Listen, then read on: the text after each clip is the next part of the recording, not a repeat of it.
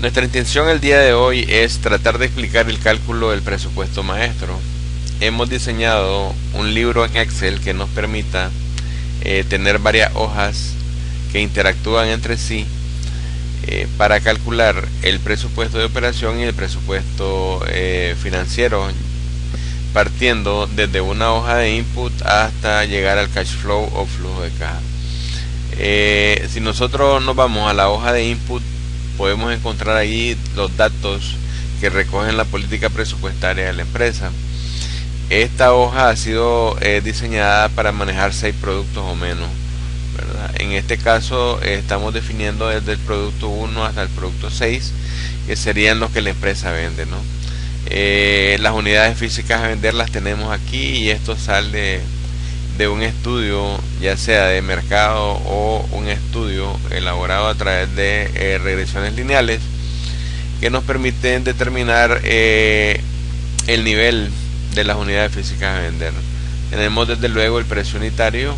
Unidades físicas multiplicado por precio unitario pues hará el presupuesto de ingreso, ¿verdad? Después hay algo que no debemos dejar por un lado, que son de suma importancia, como son los inventarios finales meta y el inventario inicial de productos terminados.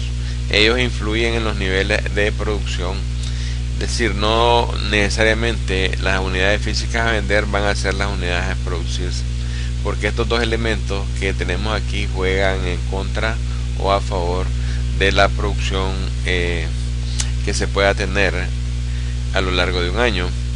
Después nosotros nos encontramos aquí: todo producto para fabricarse necesita una norma de consumo y el costo desde luego de la materia prima por unidad. En este caso hemos diseñado el instrumento con cuatro materias primas diferentes a integrarse a un solo producto, ¿verdad? Después tenemos las normas en horas que se deben de invertir para fabricar el producto. Hemos diseñado y establecido en este modelo 3 departamentos: el de corte, el de ensamble y el acabado. La mano de obra unitaria por cada una de los departamentos, pues aquí lo encontramos al final de la hoja del instrumento, ¿no?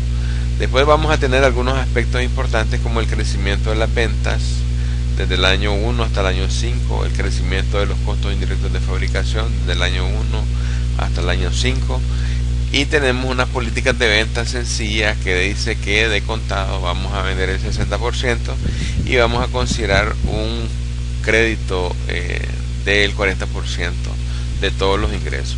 La vigencia del crédito son 30 días. Asimismo, la política de compra, ¿verdad? Los proveedores van a estar interesados en que nosotros les compremos, y podemos negociar en este caso el 50% para las ventas de contado y las ventas de crédito. Sí, me miro obligado a pagar las ventas de crédito en un plazo no mayor a 30 días. Estos dos datos, ¿verdad?, juegan su papel importante en la definición del cash flow. Ya lo vamos a ver en su oportunidad. Después de haber abordado la hoja de input, ¿verdad?, y haber metido todos estos datos, los demás presupuestos se accionan de manera inmediata y producen la información para el cálculo del presupuesto. Aquí nosotros ya vemos el presupuesto de ventas de un año, ¿verdad?, que después, de acuerdo a los datos, sirve para que podamos extrapolar los datos del año 2 hasta el año 5. Aquí podemos ver una serie de datos que se vuelven importante manejarlo, ¿verdad? Por ejemplo, podemos ver aquí el pronóstico de venta para todos los productos partiendo del mes 1. Toda empresa tiene una curva de crecimiento suave. No la podemos considerar lineal porque sería un craso error por el tema de los flujos de caja, ¿verdad? Tiene sus validadores, ¿verdad? Los validadores que funcionan de la siguiente manera, ¿no? Tenemos las ventas del año 1. Las ventas del año 1 las comparamos y las desmenuzamos con respecto a las ventas del mes 1 hasta el mes 12. La suma de ellos nos tiene que dar a nosotros un ok. Si hubiera un error, pues el mismo sistema se va a encargar de decirnos que existe un error y hay que buscarlo. Después tenemos el presupuesto de producción, ¿verdad? Que tiene que ver con las ventas, en primer lugar, de las unidades presupuestadas. Después el inventario final objetivo del producto, y los inventarios iniciales juegan un papel importante para llegar a esto que tenemos acá, ¿verdad? Que serían las unidades a productos, de productos terminados por producir, ¿verdad?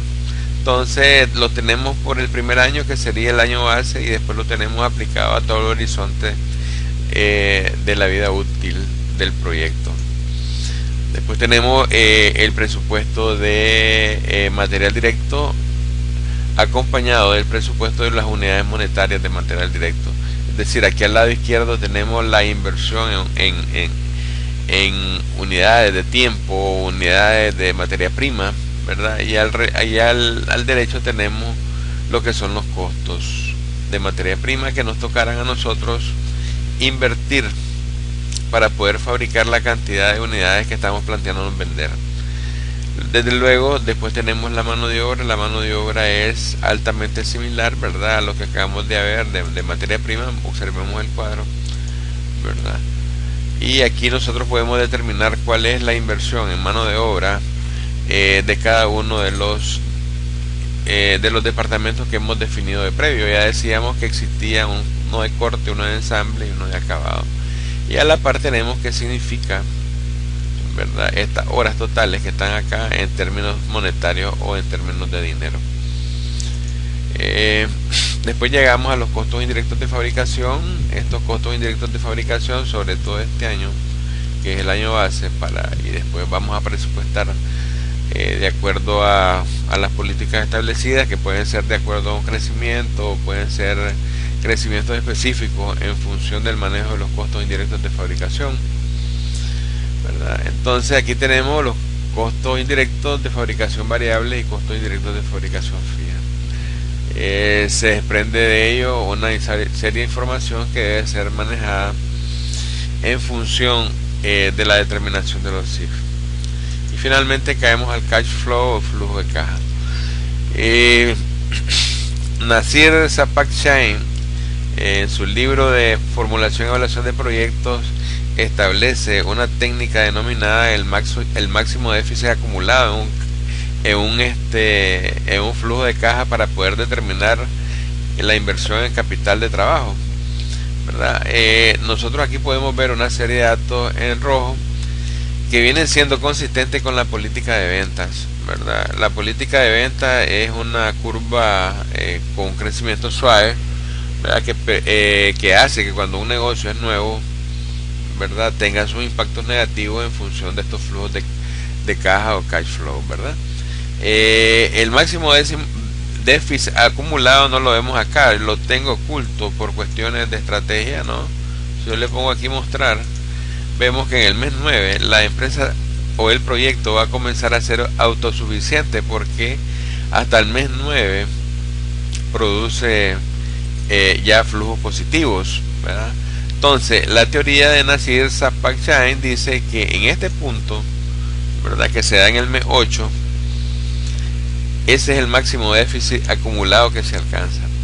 Si yo quisiera de que en el mes 8 el resultado fuera 0, pues no tengo más que irme a la caja inicial y digitar el valor máximo, ya, de déficit. Si yo hago eso, inmediatamente los valores se me corrigen y ya tengo valores positivos.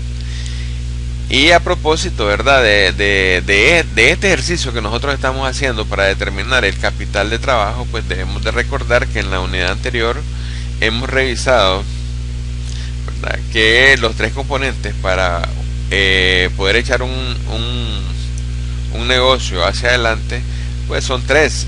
Estamos hablando de el activo fijo, la inversión en activo fijo, la inversión en activo diferido y finalmente el capital de trabajo, ¿verdad? Entonces, con esta técnica, pues, que es válida sobre todo, ¿verdad? No es una técnica que podamos hacer de un lado, sino que es válida.